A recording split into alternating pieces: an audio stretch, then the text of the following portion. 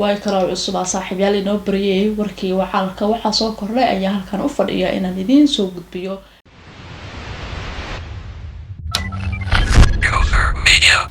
haddaba waxaa dhacay toddobaadkii hore ciidamada Jarmalka ayaa toogasho waxa ay ku dileen wiil Soomaaliyeed oo lagu magacaabi jiray Cabdiqaadir Sandheere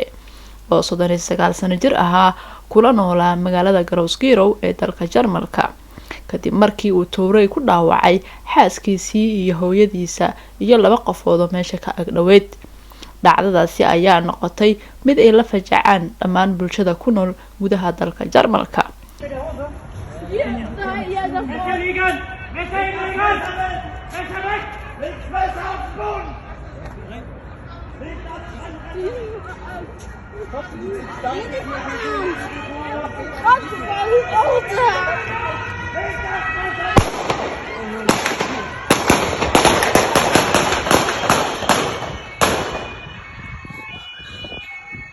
goobta habeenka dhacdo ay ka dhacday ee Garoosgirow ayaad maqleysaan wali dhawaqa rasaasta iyo saxmadda xilligaas sida ay ahayd marka aynu ka imaano shaqaqadii habeenka dhacdana familka ayaa arinkan ka warbixinaya Suleyqa Aadan Cabdi oo ehel isla markaana daris waqti badnaa familka la ahayd ayaa ka waramaysa arimahan waxay sidoo kale si kulul uga hadlaysaa been abuurka bulshada ay kaga faafinayaan baraha bulshada iyagoo wax aqoon u lahayn familka iyo marxuumka dhintay Allah u naxariistee oo kaga warbixinaya warar been abuur ah waatan Suleyqa Aadan Cabdi oo arimahaasi ka hadlaysa السلام عليكم ورحمة الله وبركاته مقعيق وحاوى سليقة آذن عبدي إنا لله وإنا إليه راجعون وحان أهاويلك ولا أهل كيسا ودرس كيغنا واي اسكو أدريسنا وانا هاي مصيبة مركي دعيسن أنيغنا قوب جوغانكو أهاي ويلكا سيتر وحاب بروبلانك هيستن وحياتا هورد الآن أيا قبستا سدح ويق مدك أوكالي هورد الآن أيا هيسن واحد بكالا مقابن وأن دينتيس راعانايا أو شنتيس وقت إلهينا دكنايا أو معناتي سبديقنا تفسير إيه قاتان وحانا مرقات فرايا أنيق ما يوم القيامة نكون مقارت فرايا إنو نكاسنين أهل إيمان أهل الدين أهاي وذاتكينا السبت كاستي التفسير إسلا قادين أي شنتيس وقتنا دكوبيلك حنون كلا مقابل ونين شقيستو أهاي أو دولدنا وحبنا كقادين جيرون أو شقيستو أهاي ليسنك حتى بسكو سميسته نين مستقبل كيسكو فكرة أيو أهاي لكن بهالمرة وحاكو إماتي هرد الآن كدب كنين هردا حتى لو قرب كنين كهردا حتى ويعاون ويسي تقتركي ديقاق وقاعد كنترولا كسعودة وحبر بلين كلا وقاو معنتي مجيرن محمد بسكوت wuxuu meesha ku soo qorno waa qalad in raad Jarmal hadaatiin daroogada iyo qamrada miska dhaafis waxaadan ogeen inuu ka hadlo ma ahna wiilka la yiraahdo Maxamed Buskud aad ayaa ugu gubtay marka wuxuu ku hadlayay in Ilaahay ka toobad keeno Samadoon Maxamed waa wiil Soomaaliyeed oo 8 sano ay ceesh wadaag ahaayeen Allah u naxariistee marxuum Cabdiqaadir Sandheere ayaa ka warbixinaya qaabka habeenka ay shaqaqada uga dhacday goobtaas anigoo ah Samadoon Maxamed oona ah wiilka eheladiisa ama asxaabtiisa dadka ugu dhow ninkan nin walaalkii ah aan muddo dhowr sano 10 sano ku dhawaad ama 8 sano aan daris ahayn laba meel baan daris ku ahayn oo ahay sidaan u aqaano nafsadeeda in ka badan aan ka saanay arinta sidii wax u dhaceen booliska arimaha ay geysteen emailada ay kala tagnaa hadaan idin sharaxo horta walaalkii wuxuu ahaa nin maskaxdiisa iyo wixii maalmihii ugu dambeysay wax yar problem hurdo la'aan ku dhacdo maskaxdana xanuuneen maskaxdiisa joogto markii wax dhacaysay marka walaalkii mudidii wato markuu intii imaaday booliskii xaqii istaageen sida sharciyanna wadanka u degan waxay tahay booliska markii uu imaado oo qof xanuunsan ama wadi wato markuu arko waa inuu booliska tartiib ula hadlaa sharciga wadanku yaalo waa sida fiidiyoyada ka aragteen booliskii uu ku qeyliyay wiilkii walaalkii wuxuu isku dayay mididii xataa habku u hay midi yari Soomaaliyeed lagu jartay ahayd midi weyn oo dadka lagu dilay ma ahayn wuxuu isku dayay midid inuu dhinaciisa u jeediyo oo saana dhaho tilaabtii uu qaaday booliska hal xabay kor u rideen xabadii labaad lugtay ugu dhufteen 15 xabano isku daba xigtana way fureen 6 xaba geeska ka martay 9 xabana asay ku dhacday daqaaqadu waxay ka dhacday intuu walaalkii xaqu ka soo dhaqaaqay intuu imaaday xabadii ugu horeysay meesha 5 xabay ku furan intuu dhinaca waxa taal laba gaari oo meelahan calaamadaha ku yaala ah waa gaariyaasha xabadaha asal loo wada ku dhacday dhinacan waa kuwa xabadaha Suuriga meesha ay taagnaayeen waa inta calaamad waa inta booliska meesha taagnaay waa inta boolis xabadaha furtay ilaa ciddaas dariska gurigaas naga dambeeya xabadaa ku dhacday walaalkii loo wada nin inta taagnaayo xabad xaq ku dhacday maxaa dareemi kartiin booliskii wuxuu u dhaqmay si aan ku jirin cadaalad daro ah system ahaan oo qalad ahne ayuu u dhaqmay sababtuu ku dhacay boolisku waxay ku leeyihiin baabuurkii dhexdiisu ku dhintay waa been waxyaabaha aan aragna waxay ahayd wax loo adeegsaday binaadan daro ah oo loo adeegsaday jinsiyad oo loo adeegsaday in laga xun yahay qofka binaadanka waa xanuunsan karaa qofka binaadanka qalad waa geli karaa laakiin waddankan waxaan leenahay aan ku noolnahay qurbaha system ah qofka in electric shock loo isticmaalo booliska wuxuu ka isticmaali karaa 2 metro electric shock ka isticmaali karaa oo fadhiisi karaa inuu lugaha ka toogto in qofka la fadhiisiyo ilaa ninka bamba ma wato midi wata in lugaha la fadhiisiyo la isku duubo horta intaan waxa familka ama dadka u dhow ay damacsiin aan ka hadlin waxaan u sheegaa Soomaalida gobolkan degan oo ayagu guud ama journalistiyaal ama dad kale iskugu jiro in maanta meesha ay garabka ka istaagsanaan lahayn familkii ay hadallo been ah faafiyaan waxa maanta lagu sameeyay Cabduqaadir Sandheere biri adaa lagu sameeyna Cabduqaadir Sandheere waxaa loo dilay jinsiyadiisu madow ah Soomaalinimo ah Soomaalida maalin saasa loo beegsanaa haddaanan tan loo kicin oo tan aan laga mudaharaadin oo aan tan meel kasta aysan dhawaaq gaarin waxaa dhacaysa in maalmo ilmaheena saan loo dilo ninkeena weyn saan loo dilo marka taas waa annaga ka familka ahaan ka asxaabta ahaan ama dadka familka u dhow sida uu dhaqsiyaha badan waddanka cadaalada ka jiro waxaan doonaynaa garashtishkaydaan aadaynaa maxkamadan aadaynaa grisht waxaan raadinaynaa si cadaalad ah in walaalkeena aan xaqiisa u soo dhicinno kama seexadoonno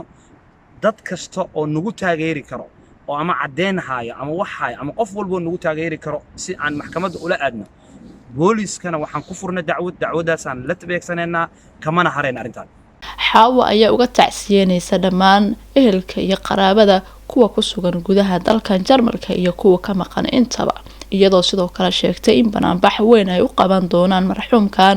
oo dilkiisa si arxan darah u dhacay. Assalaamu calaykum waraxmatullaahi wabarakaatuh. Inna lillahi wa inna ilayhi raaji'uun. geeri aad u naxdin badan ayaa nagu dhacday geeridaas oo ka dhacday wiilka walaalkan 16 xabadood ayaa lagu tuuray 9 way ku dhacday marka geeridaas ku dhacday waxaan uga tacsiyeenaynaa halkan eheladiisa oo Soomaaliya joogto meel walba ay joogan eheladeena oo dhan aan uga tacsiyeenaynaa halkan Allahna inna lillahi wa inna ilayhi raaji'uun marka waxaan u qabanaynaa lawyer loo qona maadaama hadda waqtiga fasaxa lagu jiro lawyer badan noo balansan arrintaas arrin looga dabaharaya ma ahan booliiska sameeyay ee marqaatiyaal badanna waan haysanaa marxuumka Allaha u naxariistay familkiisa ayaa la hadlay saxaafadda waxayna ka hadleen siyaabaha kala duwan ee bulshada uga farcelinayaan dhacdada ka dhacday magaaladaasi Garowskiirow qaar ayaa warar been abuur ah ka tabinaya familkan gaar ahaan marxuumka Allaha u naxariistay oo ku eedeynaya in ay balwad u geysay dilka nooca inuu u geysto familkiisa haddaba ehelka ayaa arinka beeninaya waxayna ka warbixinayaan qaabka uu wax u dhacay dariskana marqaati ayaa haystaan inay arin adaan iyo kasto gaal kasta waxay cadeeyeen ee booliis kortiisa ku cadeeyeen inuu wiilkaas nin fiican ay u yahay oo wax problem ciladina uu qabno family oo waligood hal maal booliis looma wixin waligood isku ma dhicin waligood isma dagaal laakiin xaq Allah ka imaatay marka booliiskana arintaas sameeyay waa arin qalad ah mid loogu dabaharay ma ahan way la mudaharaado wiilasheena Soomaali maalin kasta xabad iyo mindi markay isku qaataan inay iyaga la hadlaan xabad ku furaan ay dilaan darooga ma qaadanin alkulistana ma ahayn waxaan halkan u leeyahay dadka beenta sheegaya adduun waxaan halkan ana u soo raray anaana soo dejiyay ayagoo daarmistaa degan marka dad fiimik soo fiican ayaan u aqaan laakiin dadka Ilaahay ka cabsado waxaysan qofka ahayn oo danada ah ee meelaha ay wareejinayaan Ilaahay ka cabsado aniga ma yawmal qiyaam waxa ku marqaarto furaya inuu ninkaas nin shantiis waqti dukanayo sigaar ugu yar uusan cabeynin oo kitaabka Ilaahay raacanayo oo odagayga sabti kastana tafsiir sala qaadinayo laakiin qadar Allah Ilaahay xaqiis wuxuu ka imaado waa lama diida karo alxamdulillah la inna lillahi wa inna ilayhi raaji'uun waxay booliiska sameeyeen qalad oo ahaa xaqna inaa la keeno waayo waxaan dareemaynaa in boolisku ay isticmaaleen awood xad dhaaf ah taasoo runtii aan dhihi karo Soomaalidu haddii aynan arrinkan ku baraarugin oo aynan midnimo samayn waxaa dhici karta in maalin waliba dadkeena sidaa loo galay Cabduqaadir Sandheere in loo wada gali doono marka Cabduqaadir cadaalad buu u baahan yahay Soomaali ayuuna ka sugayaa in ay garab istaagaan waayo 15 xabadood ka badan waa wax aan caadi ahayn kulay aad baan uga xumaanay marka ma sii hadli karo emotional baan ahay aad baan uga xumahay Soomaali iyada laga rabaa اللهم صل على محمد waxa weeye ninkan nin walaalkay ah ayuu ahaa aniga waxaan deganahay magaalada Kassel ninkan waxaan isla deganayn ilaa muddo 15 sano ah waa nin walaalkay ah akhayaar ah wanaagsan ahlu salaada ayuu ahaa marka waxaa la sheegay in macnaha xoogaa maskaxda ay wax ka gaaro hurdo la'aan iyo waxaas ay ku dhacday ayaa la sheegay marka maadaama hurdo la'aan ay ku dhacday marka waxa weeye xoogaa kaniiniga hurdadii wax buu isticmaalay baa leeyiri marka adiga arintii xoogaan yarkii wuxuu soo qaatay mididan adiga lagu basasha iyo waxaas lagu jeexday ayuu soo qaatay rooti lagu marsada marka midida maadaama uu banaanka uu soo baxay askarta normaal ahaan waxa way askarta waxa loo baahnaa in midida dhig ay yiraahdeen hadduu dhigi waayeen midida ay macnaha lugta ay ka toogtaan Safiyo Keenan ayaa sidoo kale waxay qabtaa in sifa sharci daraa lagu weeraray marxuumka waxayna sidoo kale fariin u diraysaa dhammaan dhalinyarada ku nool dalka Jarmalka waxaan halkan tacsi uga dirayaa ehelkii qaraabada uu ka dhintay Allah naxariiste Cabdiqaadir Sandheere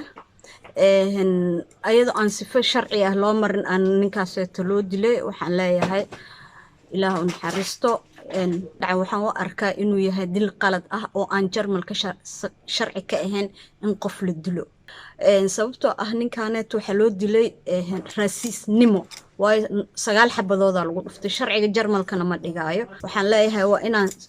Soomaaliya dhan meel aan kaga soo wada jeesanaa waxaan arkaa inay tahay dhalinyaradeen iyo dadkayna inay haystaan problem sisholoogaaseeto oo looga hortagi karo ayadoo ay tagaan dhaqaatiirtooda ama ay runta u sheegaan hay-adaha darisku magaalooyinkooda ka furan si loo caawiyo dhacdada ka dhacday Gross-Giro waxay ka mid tahay dhacdooyinka ka dhaca dalkan Jarmalka gaar ahaan kuwa Soomaalidu ay geystaan marxuum Cabdiqaadir Sandheerana Allah u naxariistee familkii waxay qabaan inuu ahaa nin aad u wanaagsan isla markaana aan wax balwada lahayn laakiin maalmihii ugu dambeeyay uu ahaa mid ay soo wajahaysa xaalada dhanka caafimaad darro ah oo ay ugu horeyso hurdo la'aan taa oo keentay inuu isagana markii dambe uu midi ku weeraro xaaskiisii iyo hooyadiisa iyo 2 qofood oo meesha ka ag dhawaa